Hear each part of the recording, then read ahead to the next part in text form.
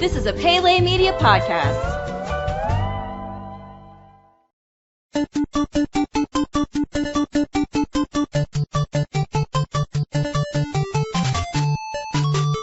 Welcome back to Goonies Minute, everybody. Goonies Minute is the fan podcast where we carefully explore the movie Goonies minute by minute. This is Brady. And this is Chris. And we are joined again today with special guests Brad and Amy.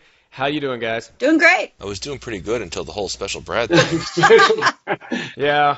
I'll tell you what, before we get into anything, I want to ask you, Brad, about your work with various foundations, like you've done one with the Cystic Fibrosis Foundation, for example. Can you explain to us a little bit about what what that's all about? Something we've done a handful of times, and I want to give a lot of credit to one of the co-founders and frequent co-hosts of the Cosmic Geppetto podcast that I mentioned before, Jarf Hardin. He sort of inspired me to be sure that the Cosmic Geppetto podcast has a bit of a social conscience. When you do something like what we do, it's great to talk about comic book movies and books and all the silly stuff that we do, but we actually would like to try to make the world a little bit of a better place. And what started in an early conversation we had with Brady's brother Kyle is we started to donate, set up like periods of time where for every positive review we would get on iTunes, we would donate $1 to the Cystic Fibrosis Foundation, cff.org.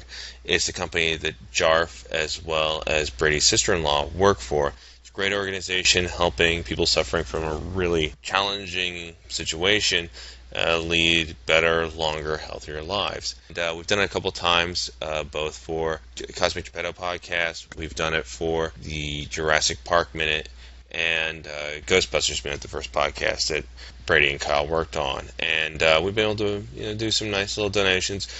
We've also in the past done similar things for the Special Olympics, which is a great organization. Even tried something a little different where Sean Reynolds, another frequent contributor to the Cosmic Geppetto podcast, and I put out a song called Going to Be Okay. We released it on CD, baby. All proceeds for Going to Be Okay are going to be split between cff.org and HIAS Pennsylvania, which is a group that raises funds to provide support to people coming to the United States to help them integrate into American culture. Really good organization, and it's something we're really proud of. Yeah, and it is absolutely incredible that you go to the trouble to do all of that. Even to the point where you're getting creative with it, like songwriting. And the cystic fibrosis, for example, is something that affects my family. So your involvement with that is just, so touching. So thank you. As I've said, whenever I was a guest on Cosmic Geppetto, and I'll say it here on this show, it's an incredible thing that you do, and it's very much appreciated by everybody that this is helping. And since we love so much being on the show and really appreciate you guys taking the time and have had so much fun talking to you guys, we want to do it again. So what we're going to do is for every review on iTunes of Goonies Minute, we're going to again donate $1 to the Cystic Fibrosis Foundation. So get on there and get reviewing. Thank you so much, man. Yeah, that's awesome. Yeah, on behalf, from Chris and I, and from all the listeners and the people that this is all going to help, that's amazing. That, you don't have to do that. And so for somebody to do that, it just shows the strength of the family and the podcasting community that we're all a part of. This is the thing. So many people, whether they're the most outgoing, the shyest, the jock, the nerd, this gives people a voice to talk about something that is at heart to them, whether it be, talking about cystic fibrosis, which is a great cause, a great foundation, to talking about, goofy stuff like the Goonies. It's an outlet, and it promotes so much good from, A to Z. And that's what I love about these podcasts. I mean, there's just the possibilities are endless, but it can also do a lot of good. Definitely. Well, I tell you what, everybody, do y'all want to go ahead and get into the minute? Let's do it. Let's get into the minute. Let's do it. In the previous minute, the Fratellis had finally caught up with the Goonies. The Goonies took off, but were met with one of their biggest challenges yet, a log bridge stretching over rushing water. Brant stepped out onto the log, but almost immediately slipped into the water below. The rest of the Goonies carefully made their way across the log until the Fratellis emerged just feet away from them. At minute 77, Data is the only Goonie left to cross the bridge. He suddenly shouts out that he has an idea. his latest invention, slick shoes. Data initiates a contraption that allows the heels of his tennis shoes to open up and spray slick oil all over the bridge. As he makes his way across the log, Jake pulls out his pistol and fires it into the air. He fails to realize that there is a ceiling right above him. Rocks fall down on the Fratellis' heads. Jake then fires at Mikey, almost hitting him. The Goonies then make it safely into another tunnel. Bran pulls out the candles, failing to notice that they're actually dynamite. And thus ends minute 77 of The Goonies. So, something that we've touched on in the past is that, anytime Data is on screen, it's all eyes on him. He's got his own theme that starts up, da-dun, da-dun, da-dun, da-dun, and there you go. And he gets like his own, it's just all eyes on Data. Whereas if Mouth was going to do something special to try and save the day, it might not have the same impact that the filmmakers are going to give Data. So you can really tell that Spielberg and Chris Columbus and Richard Donner, I think they really like the character of Data. I think they might be he might be their favorite Goonie. Well, even with this chase that I was talking about a while ago, everybody is together, but Data is following behind, and not because he's slow. It's because he's thinking ahead. What can he do to slow up these Fratellis?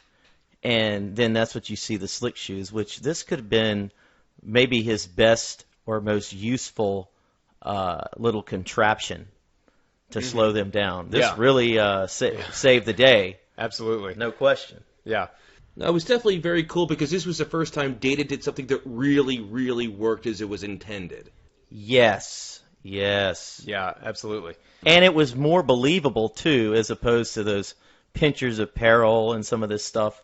The slick shit, I mean, if you think about it, those Fratellis aren't crossing that log with oil on it. Hey, no way that's happening. Yeah, exactly. That's probably going to do more damage than the water that's going to come rushing in, over the log in a second. Speaking of, like we were talking about, the wonderful production design in this particular set in the last episode, do those things sticking up out of the water look like a rib cage or something? They do. They they look like, it looks like a brontosaurus rib cage. Yeah. I mean, I'm serious. That's what it looks like. You'd have to ask this Jurassic Park expert right here to see exactly what type of dinosaur bones those are. I'm ready to push my glasses up my nose and say, well, actually... Is it a Stegosaurus? Yeah, right. But that's the first thing that came to mind was some kind of bones or something. Okay, we're going to go off on a tangent here, but hey, welcome to Goonies Minute. I told the story previously about my brother telling me that in the woods in our neighborhood, there was a tree, and at the top of the tree was a box that someone had nailed up there or attached to it, and there were a pair of fake legs hanging out of the side. And the story was that a kid climbed up there and couldn't get down and eventually died. One time my family was in, like, Montana or something, and there was this river. It was kind of a short river, but this rushing water, and it went right into a cave into the side of this mountain. And they said, hey, if you fall in there, it's like 2 hours till it comes out to the other side or whatever. Anyway, sticking up out of the water were these things that looked like skeleton hands or arms or something. So, of course, this same brother told me that's what it was. They had fallen in there back in the day, and now they were reaching up, but they got stuck, and so somehow their skeleton arms are still sticking up. But you were traumatized. I was traumatized by all this stuff. Same brother, too. But, that's what came to mind was the bones or whatever. So in this minute, one of my favorite lines is when Jake makes a little appearance and he says, "Hey, fellas, remember me?" But then he says, like, something, we just want to get out of here. So he's saying something to try to convince the Goonies that, hey, we're really not going to hurt you. But I couldn't really, it's inaudible. I don't know exactly Jake what it doing is. that? That's Jake saying that. I tell you what, Robert Davi, the actor, does a great job, as we've talked about before, of being menacing and kind of, inviting at the same time. Is funny and scary at the same time. It's a hell of a performance. Davi's so good at this, and he's played some really... I mean, he was a Bond villain. Yeah, it was scary. Possibly the worst Bond movie. It was yeah, License to Kill, yeah. License to Kill. It was a Timothy Dalton Bond movie, but... he's played he's a really convincing villain, but there is a certain amount of charm to him. Yeah, absolutely. Absolutely. And he's a good-looking guy, very handsome, but he also has this very menacing kind of scowl just permanently on his face. So, Yeah, he was a ruthless Bond villain, man. But unfortunately, it was not the best movie. So, speaking of Data, I think Data might be the filmmaker's favorite Goonie. Do you guys have a favorite Goonie? This is something we've never asked. Amy, why don't you go first? Do I have a favorite Goonie? That's an excellent question. Probably Data.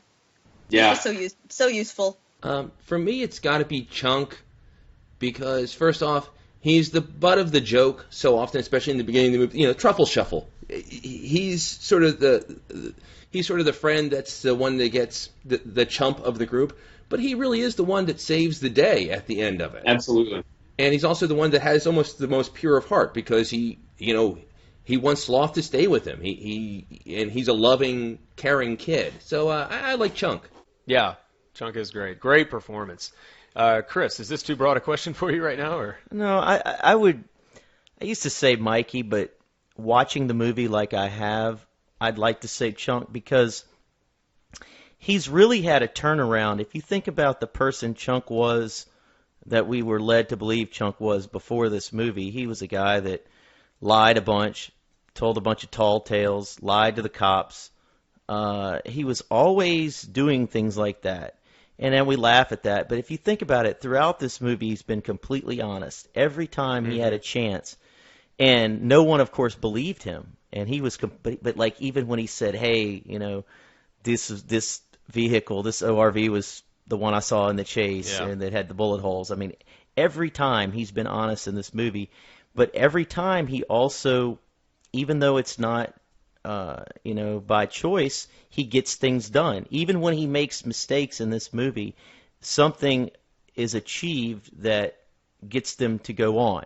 If you know what I mean. Right. It's like even with breaking the glass to get the map, with breaking the water bottle, so they found out where the fireplace is. So he's the one that gets things done, and like Brad said, he has the heart. So I think he definitely has become my favorite, even more so breaking this movie down and watching it how we have. Absolutely. I gotta say, I think Mikey.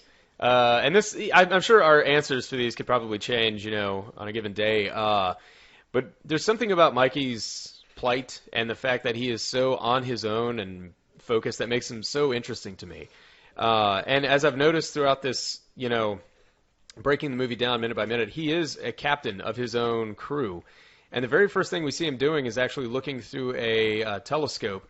It's very, I don't know, the image is very pirate-esque, if you will. He's kind of at his ship looking out of his window, The fact that he's constantly doing whatever it takes to continue on this quest and continue to either inspire the rest of the Goonies or manipulate people to get to where he needs to be in order to, one, save the day, and two, his personal conquest, which is to top One-Eyed Willie. To beat Chester Copperpot and anybody else who's gone looking for this, he has to be the one to win. And there's something about that drive that drives him to the point of manipulating his own friends, putting their lives in danger, and somehow convincing them that it's the right thing to do. So Hey, I've got a question. Yes, sir. Who do you dislike? Maybe. Who do you dislike the most, Brad? Mouth. Amy, all Or right. Corey Feldman. Oh man, This is just what his life is like. Everyone's saying they like him least. Yeah. I tell Amy, you were ready for that real one. quick, go if y'all haven't seen it, and I talked about it in the beginning of the podcast. One of the first few minutes, go see his performance on Good Morning America, of him singing his song. Oh. It's the worst ever. Yeah. He actually came to a theater not too far from where my parents lived, doing his shtick. Really? When was this? 2-3 years ago.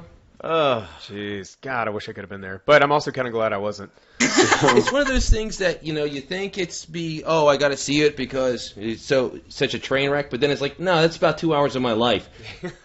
Watching the clips from the morning shows is enough. Yeah. oh man. I got to say, though, I love the character of Mouth. He's hilarious, but he's one of those people you just love to hate. And then, there's also Brandon, Steph, and Andy. To me, Brand is the most disappointing. Yeah. Because he leaves a lot on the table. He has a chance to be more of a leader, and he's not. Steph is just aggravating to me. Mm-hmm.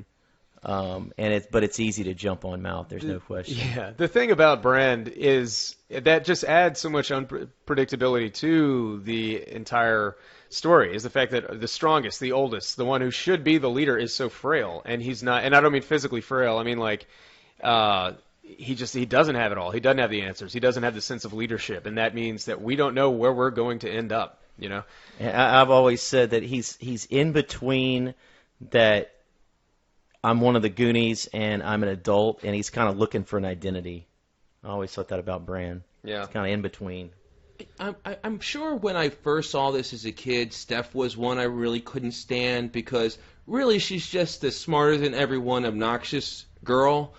The problem is I love Martha Plimpton so much it's hard to hate her anymore. Man, Yeah, how good of an exactly. actress she is. I Yeah. mean, it's really she's had a great career. Yeah, she's been doing it for so long despite not having leading lady good looks Yes. or being glamorous. She's been able to sort of parlay this into this amazing, some really great and interesting movies, going to Mosquito Coast with Harrison Ford in the 80s Yeah. and the Parenthood movie to, now she's, Real O'Neill's. She's so impressive that she's stuck it out, and I'm sure if you look at the people in this movie, she's not the first one you would think of that would have a thriving career right. so many years later.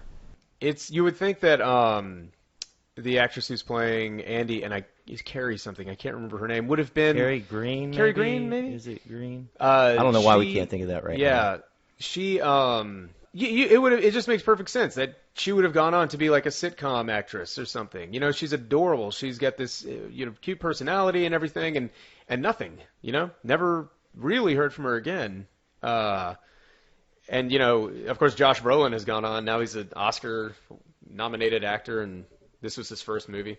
So I never had a problem with Steph. I mean, I feel like she was probably more of a strong female character than Andy is. hmm I gotta say that whereas she was probably written to be sort of that Goonie, the one that they wanted to kind of be sort of annoying. Martha Plimpton doesn't really go overboard with it, and I actually think her performance is very realistic, very natural. Except when she sees them like making out one time.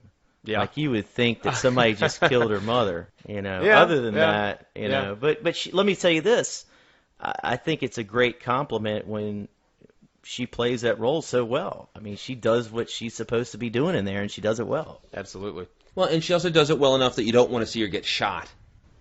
Yeah. Right. There's that right. too. Definitely.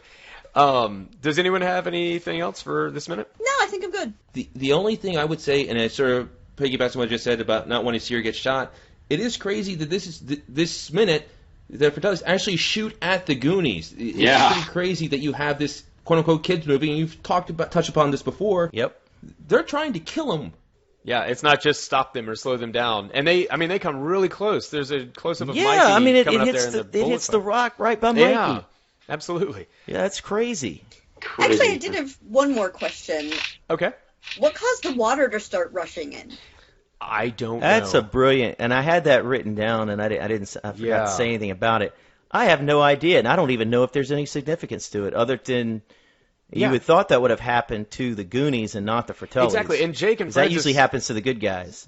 I had a theory that Okay. maybe they were trying to say that because the bad guys were shooting the guns in the air, and they were saying something about, well, you're going to cause a cave-in. So maybe something about with them disrupting the rock with the bullets dislodge something? Actually, it's Yeah. like you wouldn't think that would cause that, but really that's the only explanation. to me of why it would happen. And most things in this movie, there's a reason behind it. So Yeah. I buy that. Huh. That's what I'm going to go with too. Brad? That makes sense. Almost like there's a scene cut out of this that showed the bullet ricocheting and knocking something that let the water out. Because Broke a Yeah. dam, a small beaver dam. There you go. Yeah, it's I don't know, man. Good observation, Amy. I think we're all in agreement. That's what we're going to go for. So, But that's all I have for this minute. good deal. How about you guys? I'm good. I'm good. Alrighty. We're going to go ahead and call it quits on minute number 77. We will see everyone back here tomorrow for minute number 78. And until then, this is Brady. And this is Chris. And we're here to remind you that Goonies Never say die.